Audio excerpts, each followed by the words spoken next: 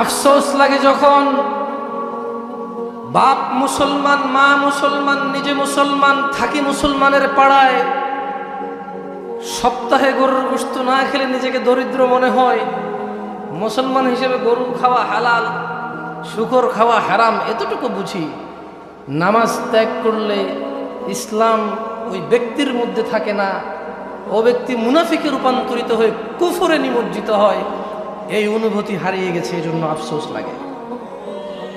আফসোস লাগে আল্লাহ তাআলা এই দ্বীনে ইসলামের 5টি স্তম্ভের আল্লাহকে সাক্ষ্য দেওয়ার পর দ্বিতীয় স্তম্ভ, দ্বিতীয় পিলার এবং খুঁটি, যার উপরে ইসলাম দাঁড়িয়ে আছে, দ্বীন মুসলিম দাঁড়িয়ে থাকবে, সেটাকেই নামাজ করেছে। আফসোস লাগে যখন শতকরা 98 জন লোক ফজরে ঘুমে থাকে। আফসোস লাগে যখন এ পাড়ায় একটা মসজিদে নামাজ পড়ার ধরন একরকম, তাই ও পাড়ায় আরেকটা মসজিদ হয়।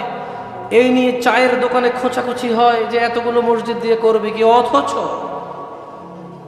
10 বছরে যাদের উপরে সলাৎ ফরজ হয়ে যায়, তাদের সবাই যদি মসজিদে আসতো, এরকম আরো 3টা মসজিদ তর্ক ছাড়া আপোষেই করা লাগতো, অথবা এই মসজিদটা 5 তলায় রূপান্তরিত করতে হতো।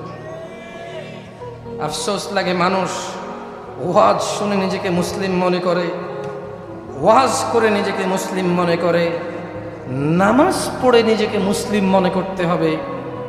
বেশিরভাগ মানুষের অনুভূতি নষ্ট হয়ে গেছে। আমি নিজেকে বাদ দিচ্ছি না এই কাতার থেকে, আমি নিজেকে বাদ দিচ্ছি না, আমার পরিবারকে বাদ দিচ্ছি না, আমার পাড়া প্রতিবেশী আত্মীয় স্বজনকে বাদ দিচ্ছি না। আমি বলতে চাই না যে চিটাগংয়ে আমার পাড়া, আমার ঘর অনেক নামাজি, কলারুয়া এসেছি সব বেনামাজি, আমি এরকম বলতে চাই না।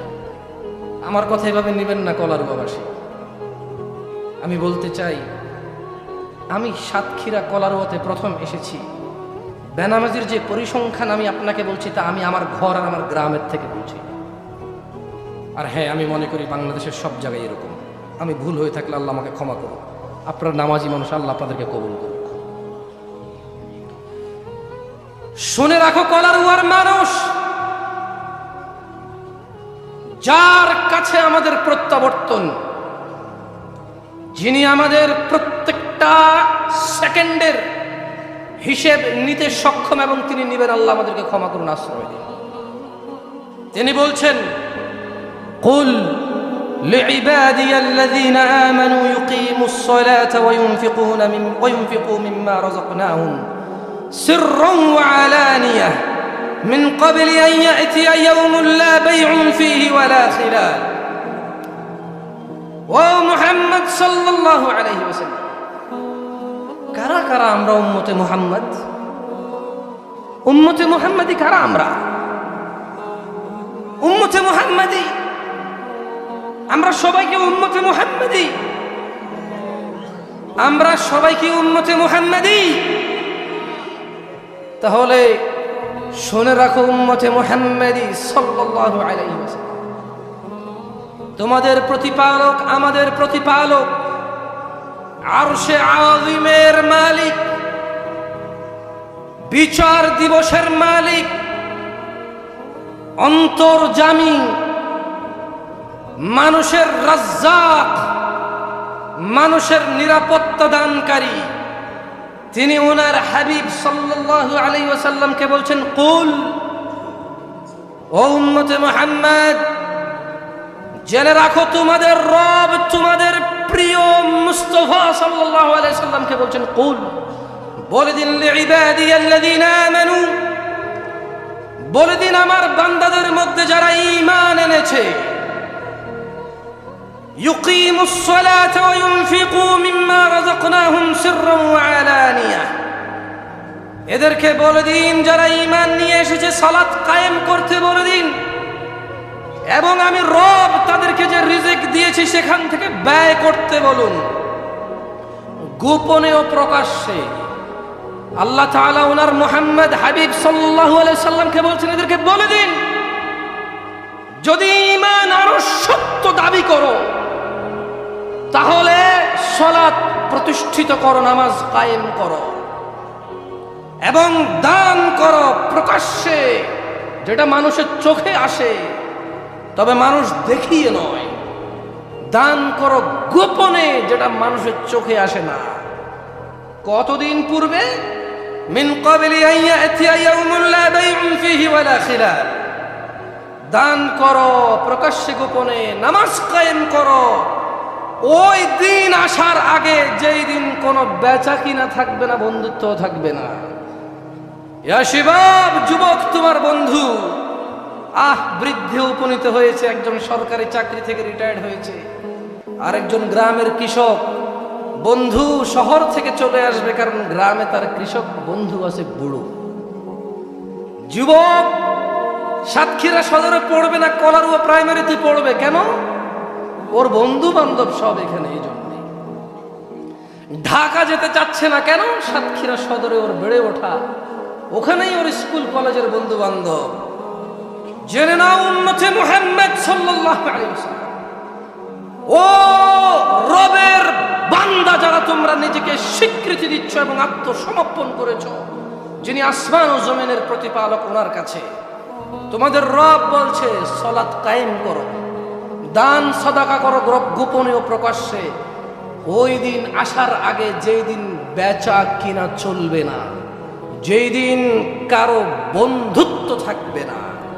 তোমাদের রব বলছে ওয়াকিমুস সালাতা ওয়া আতুজ যাকাহ ওয়ামা তুকদ্দিমু লিআনফুসিকুম মিন খাইরিন তাজিদুহু ইন্নাল্লাহা বিমা তা'মালুনা বাসীর। আর তোমরা সালাত প্রতিষ্ঠা করো ও যাকাত প্রদান করো, আর তোমরা সালাত প্রতিষ্ঠা করো ও যাকাত দাও, এবং তোমরা উত্তম কাজের যা কিছু নিজেদের জন্য পেশ করবে, আল্লাহর কাছে তা তোমরা পাবে। তোমরা কি আল্লাহর কাছে ভালো কিছু পেতে চাও না? আপনারা আল্লাহর কাছে ভালো কিছু পেতে চান? তা ভালো কিছুর মধ্যে আল্লাহ এখানে দুটো জিনিস উল্লেখ করলেন। এক, সালাত কায়েম করতে, মানে 5 ওয়াক্ত নামাজ পড়তে বললেন, এটা ভালো, যেটা আল্লাহর কাছে পাওয়া যাবে। 2, যিনি স্বার্থ সমর্থ রাখে, অর্থবিত্ত আছে, তিনি বছর শেষে ওনার কি কি সম্পদ রয়েছে যেটা জাকাতের আওতায় এসেছে, সেটা উনি জাকাত প্রদান করে দেবে। আল্লাহ তাআলা বলছেন যে খায়রুন তাজিদুহু ইনদাল্লাহ, আল্লাহর কাছে তোমরা তোমাদের এই ভালোগুলো পাবা। ইন্নাল্লাহা বিমা তা'মালুনা বাসীর, নিশ্চয়ই তোমরা যা কিছু করো আল্লাহ তা সম্যক দ্রষ্টা, তিনি সবকিছু দেখেন। তোমরা যাই করো তুমি দেখে। এই ওয়াজকে কেন্দ্র করে আজকে যে ছেলেরা তাদের বান্ধবীদের সাথে দেখা করতে আসছে, উনি এটা জানে। ওখানে বাজারে চটপটি ফুচকার দোকানের মধ্যে যেই মেয়ে এবং যেই ছেলে বহুদিনের ইচ্ছা দেখা করার হয়নি, আজকে ওয়াজ সারা রাত লাইট জ্বলবে, মানুষ আসবে হাজার হাজার, কেউ কাউকে সন্দেহ করবে না। আল্লাহ এটা দেখে। ইন্নাল্লাহা সামিউন বিমা তা'মালুনা বাসীর, তিনি সবকিছু সম্যক দ্রষ্টা, তিনি দেখে যে যাই করুক। শোনো উম্মতে মুহাম্মদ কলারুয়াবাসী, গ্রামটার নাম কি? পুকুরপাড়, সোনাবাড়িয়া না, বারিকের মোড় না? মাশাআল্লাহ, শুনেছি এখান থেকে ইন্ডিয়া অনেক কাছে। জীবন মানে মৃত্যু আরো অনেক অনেক কাছে। যারা পরিচয় দিতে গিয়ে বলে এখান থেকে ইন্ডিয়া একটু কাছে, আমি বলি মৃত্যু এখান থেকে আরো অনেক অনেক অনেক কাছে। যুবক বৃদ্ধ দেখে না মৃত্যু। আজকে যারা ইশার সালাত না পড়ে হুজুরের ওয়াজ শুনতে আসছে, তাদেরকে বলে রাখি, আমি জামশেদ মজুমদারের যতটুকু সামান্য জ্ঞান, ওটাকে জ্ঞান বলা যায় না, যতটুকু জানি অল্প স্বল্প শিখতেছি, ওই পুরো হুঁশের মধ্যে বলতেছি, আমি আমার পুরো জিম্মেদারি নিয়ে বলতেছি। এইরকম 1000 ওয়াজ শোনা আর 1 ওয়াক্ত নামাজ না পড়া, 1 ওয়াক্ত নামাজ না পড়াটা বড় অন্যায়। ওই 1000 ওয়াজ এক জায়গায় এনে আর 1 ওয়াক্ত নামাজ ছাড়াকে এক জায়গায় আনলে এই লোক সুনাম ধন্য হবে না, বদনাম হবে। নামাজের ঘাটতি হবে না, কিসের ঘাটতি হবে না? যদি এরকম হয়, দূর দূরান্ত থেকে এসে ওয়াজ শুনে চলে যাবে, হুজুরকে অনেক মানুষ দেখেন। যদি ব্যাপারটা ওয়াজ শোনাতে সীমাবদ্ধ হয়, তাহলে ওয়াজ করার দরকার নেই। যদি ব্যাপারটা এরকম হয় যে ওয়াজ শুনে শিখবো, তাহলে দরকার আছে। যদি এমন হয় যে ভাইয়ের আরো 3টা 4টা ওয়াজ শুনছি, এখনো নামাজ পড়ি না, এটা গিয়ে শুনবো, দেখা হতে পারে ওনার সাথে, তার দরকার নাই। যদি ব্যাপারটা এমন হয় যে বক্তব্য শুনে নিজের হৃদয় উজ্জীবিত হয়েছে, সলাতে মনোযোগ বেড়েছে, তাহলে আল্লাহ যারা এই উদ্দেশ্যে এখানে এসেছে আল্লাহ তাদেরকে পরিপূর্ণ উদ্দেশ্যে হাসিলের তৌফিক দান করুন। শোনো, তোমরা যারা 5 ওয়াক্ত নামাজ পড়ো এবং তোমরা যারা পড়ো না, তোমরা যারা ভেবে নিয়েছো যে সিগারেট খেলে মুসলমান থাকা যায়, মদ খেলে মুসলমান থাকা যায়, সুদ খেয়ে মুসলমান থাকা যায়, মিথ্যা বলে মুসলমান থাকা যায়, ঘুষ খেয়ে মুসলমান থাকা যায়, মারামারি করে মুসলমান থাকা যায়, আরেকজনের স্ত্রী আরেকজনের মেয়ে ওদের সাথে জানা ব্যভিচারে লিপ্ত হয়ে মুসলমান থাকা যায়, তোমরা জেনে রাখো নামাজ না পড়ে মুসলমান থাকা যায় না। তোমরা জেনে রাখো নামাজ না পড়ে মুসলমান থাকা যায় না। ভাগ্য আমাদের অনেক ভালো যে আমাদের আলেম ওলামারা এখনো তোমাদের পরোয়া করে, আমাদের বক্তারা এখনো তোমাদেরকে ভালোবেসে নরম সুরে বুঝায়। তোমাদের ভাগ্য অনেক ভালো, তাই তোমরা এখনো নিজেকে মুসলিম মনে করো। তবে আমি একটু ভিন্ন লোক, আমি তাই বলবো একজন বেনামাজিকে যা মুস্তাফা সাল্লাল্লাহু আলাইহি সাল্লাম বলেছে। যদি জামশেদ মজুমদার কিছু বলে সেটা তোমরা বাদ দাও, ফেলে দাও। যদি মুহাম্মদ সাল্লাল্লাহু আলাইহি সাল্লাম বলে মেনে নেবে তো? মুহাম্মদ সাল্লাল্লাহু আলাইহি সাল্লাম বললে মেনে নিবে? পর্দার আড়ালের মা বোনদেরকেও দৃষ্টি আকর্ষণ করে বলবো, আন মুআয বিন জাবাল রাদিয়াল্লাহু আনহু قال قال رسول الله صلى الله عليه وسلم ألا أخبرك برأس الأمر كله وعموده وذروة سنامه। মুআয ইবনে জাবাল রাদিয়াল্লাহু আনহু থেকে বর্ণিত, তিনি বলেন আল্লাহর নবী সাল্লাল্লাহু আলাইহি ওয়াসাল্লাম বলেছে, আমি কি সমস্ত কাজের মূল স্তম্ভ ও সর্বোচ্চ শিখর সম্পর্কে তোমাদেরকে জানাবো না? কি আপনারা জানতে চান? এ হজ, যাকাত, ঈমান, আমাল, দান, সাদাকা, ভালো ব্যবহার, ঠিক টাইমে ঘুমানো, ঠিক টাইমে ওঠা, আদব, আখলাক, মসজিদ বানানো, মাদ্রাসা বানানো, ওয়াজে আসা, ওয়াজ শোনা, মানুষকে দিনের দাওয়াত দেওয়া, এ সকল কাজের স্তম্ভ, মূল, সর্বোচ্চ শিখর জানতে চান এটা কি? তিনি সাল্লাল্লাহু আলাইহি সাল্লাম বলছেন, সাহাবারা বলছেন, কুলতু, মুআয ইবনে জাবাল রাদিয়াল্লাহু আনহু বললেন, বালা ইয়া রাসূলুল্লাহ সাল্লাল্লাহু আলাইহি ওয়াসাল্লাম, জি হে আল্লাহর রাসূল সাল্লাল্লাহু আলাইহি ওয়াসাল্লাম, আপনি আমাকে জানান সমস্ত কাজের মূল স্তম্ভ শিখর কি, আপনি আমাকে জানান। قال, আল্লাহর নবী সাল্লাল্লাহু আলাইহি সাল্লাম বললেন, রাসুল আমরিল ইসলাম ওয়া আমুদুহুস সালাহ ওয়া যিরওয়াতু সানামিহিল জিহাদ। তিনি বললেন সকল কাজের মূল হলো ইসলাম। একজন মানুষ যত কিছু করবে এটার মূলে কি থাকতে হবে? সকল কাজের মূল কি? ওয়া আমুদুহুস সালাহ, ইসলামের। তাহলে সকল কাজের মূল কি? ইসলাম। সকল কাজের মূল কি? মুরব্বীরা বুঝতেছেন? মানে আপনি যত নেকি করবেন, এই পৃথিবীতে যত খাত আছে নেকি, এই সব কিছুর মূল কি? ইসলাম। মানে মুসলমান হওয়া মানে কি?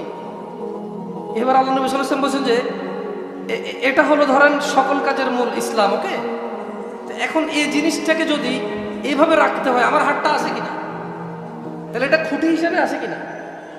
আচ্ছা, এই মাইক্রোফোনগুলো থাকার জন্য এটা খুঁটি কিনা? এখানে কটা মাইক্রোফোন? 1 2 3 4 5 6 7 8 9, এটা সহকারে 10টা। এখানে 10টা মাইক্রোফোন। কটা মাইক্রোফোন? এই 10টা মাইক্রোফোন একটা খুঁটির মধ্যে লাগানো আছে। তাহলে 10টা মাইক্রোফোন কয়টা খুঁটিতে লাগানো আছে? আল্লাহ নবী সাল্লাল্লাহু আলাইহি ওয়াসাল্লাম বলেছেন যে সকল কাজের মূল হচ্ছে ইসলাম। ওয়া আমুদুহুস সালাহ, এই ইসলামের স্তম্ভ যেটার মধ্যে ইসলাম থাকে এটা হচ্ছে কি? নামাজ। তাহলে আপনি বুঝতেছেন, যার নামাজ নাই তার ইসলামের স্তম্ভই নাই। যার যাকাত ফরজ নাই তার ইসলামের কি নাই? স্তম্ভ নেই। যার হজ ফরজ কিন্তু করে না তার কি নেই? স্তম্ভ নেই। যার রোজা, রমাদান মাসের রোজা ফরজ, কিন্তু এমনি এমনি রাখলো না, পেটে খিদা লেগে যাবে, শরীর নষ্ট হয়ে যাবে, মায়ের আদরের সন্তান, এলাকার বড় ব্যবসায়ী, উনি খিদার জ্বালা সহ্য করতে পারে না। যার রমাদান মাসে সওম নাই, তার কি নাই?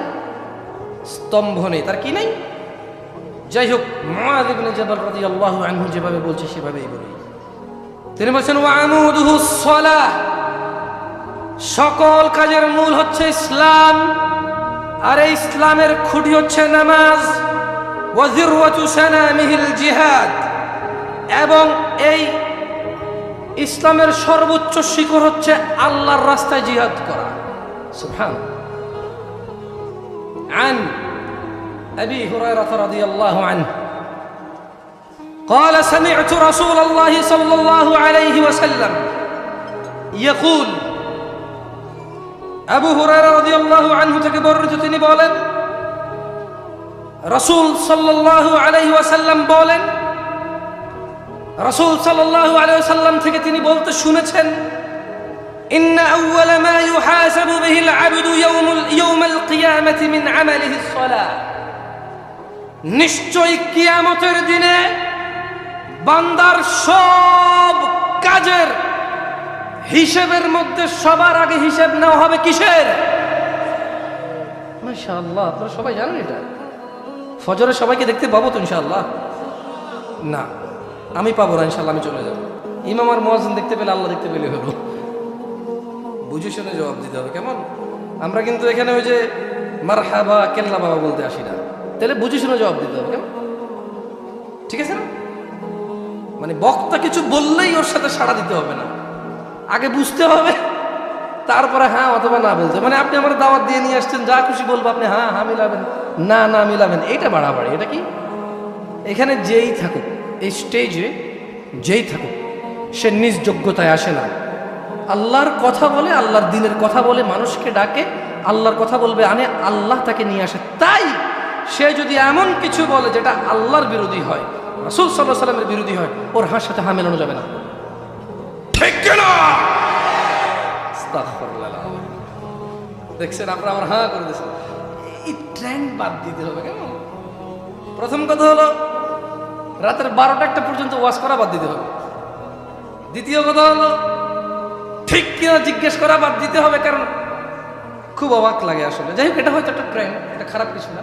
ধরেন আপনি আমাকে নিয়ে আসলেন চট্টগ্রাম থেকে, ভাই আমাদেরকে দিন শিখান। এবার আমি একটা মাসলা বললাম বা মাসাইল বললাম, মাসলা মাসাইল বলার পর এটা ঠিক না ব্যাঠিক স্বীকৃতি নিলাম আপনার থেকে, তো আমাকে কেন নিয়ে আসছেন? মূল ফতোয়া যদি আপনি দিতে হয় যে ঠিক ব্যাঠিক বলে, তা আমার কাজ কি? বুঝতে পারেননি? আমি আসলাম চিটাগাং থেকে, এসে অলরেডি বাংলাদেশে ঝামেলা চলতেছে এমন একটা বিষয়ে কথা বললাম। কথা বলে বলছে ঠিক কেন, আপনি বলে যে ঠিক। তো এখন আপনি আমাকে নিয়ে আসলেন যে ভাই আমাদেরকে কিছু শেখান, আমি এসে বললাম ঠিক কিনা। আপনি যখন ঠিক বলছেন তখন আমি মেনে নিলাম। তাহলে কি আমাকে আপনি ঠিক বলে সিদ্ধান্ত দিচ্ছেন নাকি আমি আপনাকে সিদ্ধান্ত দিচ্ছি? এই জায়গায় আমার কিছু কনফিউশন আছে, এই জন্য আমি বেশিটা ঠিক কিনা জিজ্ঞেস করি না। কথা বলতে আসছি আল্লাহর জন্য, আপনার কাছে ঠিক লাগবে বা ঠিক লাগবে অত জানার বিষয় না। বলছেন এসে কথা বলেন, বলতেছি, বলবেন নেমে যাবো, চলে যাবো, কি আসে যায়? কি বলেন? বাংলাদেশে এখন শেখ হাসিনা সরকার, মাইরা ফেলো না তো সহজ না কাউকে। শুনছি একজন একটা মৃত্যু নিয়ে 14 জনের ফাঁসি দিছে। আমাকে এই মিয়া মিয়া হ্যাঁ মিয়া ফির মিয়া একজনের মাসে 14 জন ঝুলাই দিছে। তো আলহামদুলিল্লাহ সাহস বেড়ে গেছে। আমার একজনের বললে 20 জন ঝরে যাবে, আর কি দেশের জনসংখ্যা কমে যাবে। আমি কিন্তু দুষ্টামি করতেছি না এটা। আলহামদুলিল্লাহ রাস্তাঘাটের অবস্থা খুবই ভালো দেখলাম। এই যে কি বলো এটাকে, যাত্রাবাড়ি পার হওয়ার পর থেকে একবার এখান পর্যন্ত আস্তে আস্তে খুবই ভালো, মাশাআল্লাহ, একদম অসাধারণ অবস্থা। যারা কাজকর্ম করেছে আল্লাহ তাদেরকে বরকত দিন, এবং জনগণের সম্পদ রক্ষা করার জন্য আল্লাহ সবাইকে তৌফিক দান করুন। যারা এই কাজকর্ম থেকে নিজেদের স্বার্থ উদ্ধারের জন্য জনগণের সম্পদ নিয়ে গ্রাস করবে, আল্লাহ তাদেরকে হিদায়াত দিন। আর যারা পরিপূর্ণভাবে মানুষের সেবার জন্য কাজ করবে, আল্লাহ তাদেরকে আরো বরকত দিন। আমি